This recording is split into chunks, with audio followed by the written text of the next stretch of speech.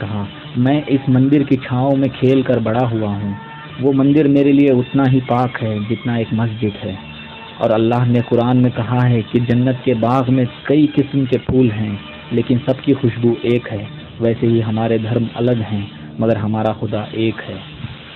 ٹیپو سلطان ایک پنج گانا نمازی تھے، انہوں نے اپنی پوری زندگی میں کبھی تہجد نماز بھی قضا نہیں کی تھی۔ جب ٹیپو سلطان نے مسجد اعلیٰ کی تعمیر کروائی تو ان کے استاد محترم نے ایک شرط رکھی کہ اس مسجد کی پہلی امامت وہی کرے گا جس نے آج تک تہجد نماز بھی قضا نہ کی ہو۔ کوئی بھی امامت کرنے کے لیے آگے نہیں آیا۔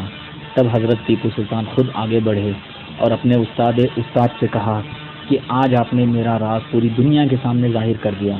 یہ کہہ کر حضرت ٹیپو سلطان نے مسجد اعلیٰ کی پہلی امامت کی۔ ٹیپو سلطان ہمیشہ مسجد کے سائڈ ڈور سے اندر داخل ہوا کرتے تھے نماز کے لیے۔ کسی نے اس کی وجہ پوچھی تو انہوں نے کہا، اگر میں مسجد کے مین ڈور سے اندر گیا تو ہو سکتا ہے کوئی مجھے دیکھ کر میرے احترام میں کھڑا ہو جائے، یہ غلط ہوگا، کیونکہ اللہ کے گھر میں ہم سب برابر ہیں، اس لیے میں ہمیشہ سائڈ ڈور سے یعنی بازو کے ڈور سے داخل ہوتا ہوں۔ ٹیپو سلطان ہمیشہ فجر کی نماز ادا کرنے کے لیے پیدل اکیلے نکل جایا کرتے تھے۔ تو ایک بار ان کے سپاہیوں نے کہا، حضور آپ اکیلے نہ جایا کیجیے، ہمیں حکم دیجیے، ہم آپ کے ساتھ چلیں گے۔ تو حضرت ٹیپو سلطان نے جواب دیا، جب میں اذان سن کر نماز کے لیے نکلتا ہوں تو اس وقت مجھے اپنی جان کی فکر نہیں ہوتی، کیونکہ جس رب نے مجھے نماز کے لیے بلایا ہے وہی میری حفاظت کرے گا۔ جب انگریزوں نے دیکھا کہ تھرڈ میسور وار کے بعد بھی ٹیپو سلطان نہیں جھکے اور میسور پہلے سے زیادہ خوشحال اور ترقی کرنے لگا تو انگریزوں نے ٹیپو سلطان کو ہٹانے کا فیصلہ کر لیا۔ انگریز جانتے تھے کہ وہ ٹیپو سلطان کو نہیں ہرا سکتے، تو انہوں نے مراٹھا اور حیدرآباد کے نظاموں کے ساتھ مل کے پھر سے میسور پر حملہ کیا۔ یہ فورتھ میسور وار وہ جنگ تھی جس نے انڈیا کی پوری ہسٹری بدل دی، کیونکہ ہندوستان کی آخری ڈیفنس تھے ٹیپو سلطان۔ جب جنگ شروع ہوئی تو بہت لوگوں نے ٹیپو سلطان کو دھوکہ دیا، جیسے میر صادق، میر ندیم، پورنیا پنڈت۔ اور وہ 4 مئی کا دن تھا۔ فجر کی نماز پڑھنے کے بعد ٹیپو سلطان اپنی فوج کے پریپریشنز دیکھنے نکل گئے۔ ان کے ساتھ کچھ 10-12 خاص سپاہی تھے اور ان کا ایک خاص غلام راجہ خان بھی تھا۔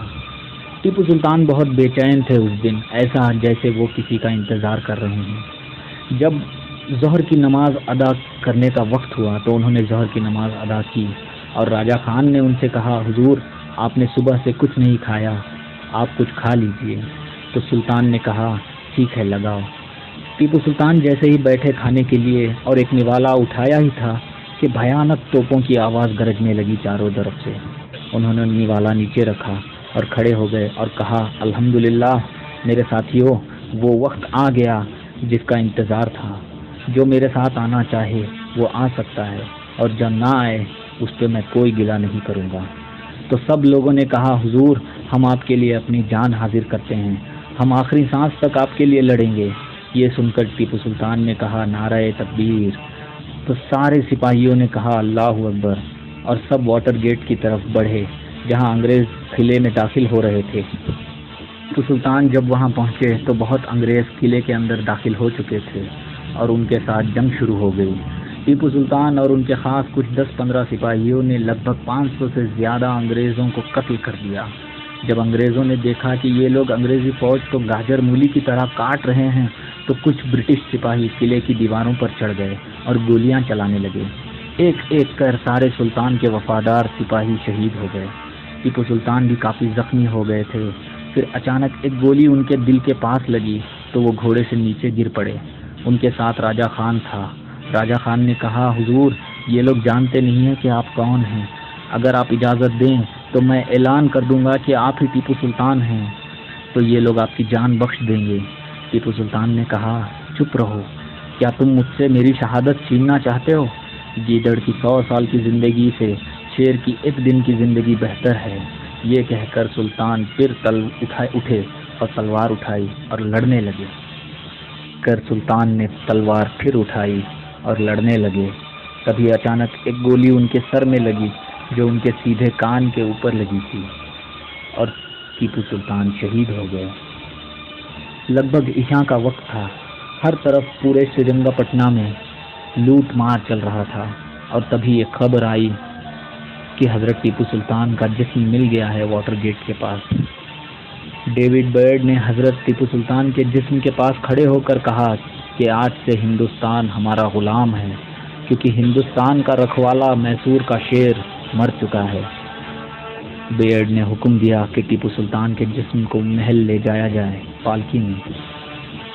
جب عشاء کی اذان کا وقت ہوا تو ایک بوڑھا آدمی مسجد اعلیٰ کے مینار تک پہنچا اور اس نے اذان دینی شروع کی۔ وہ اذان سن کر ہر آدمی کی آنکھوں میں آنسو تھے، یہاں تک کہ انگریز بھی اداس ہو گئے۔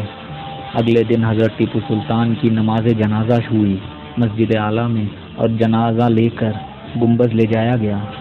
پورے راستے میں لوگ رو رہے تھے، کچھ لوگ جنازے کے سامنے جھکے ہوئے تھے۔ سرنگا پٹنہ میں ہر آدمی، ہر عورت، بوڑھا، بچہ، سب جنازے کے اس جلوس میں موجود تھے۔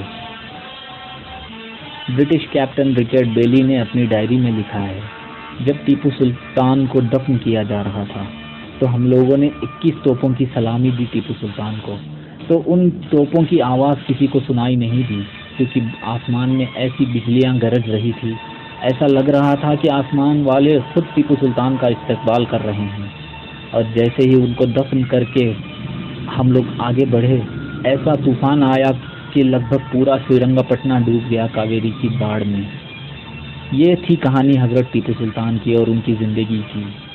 وہ جاتے جاتے پوری دنیا کو ایک ایسا پیغام دے گئے کہ دنیا قیامت تک اس کو یاد رکھے گی کہ گیدڑ کی 100 سال کی زندگی سے شیر کی ایک دن کی زندگی بہتر ہے۔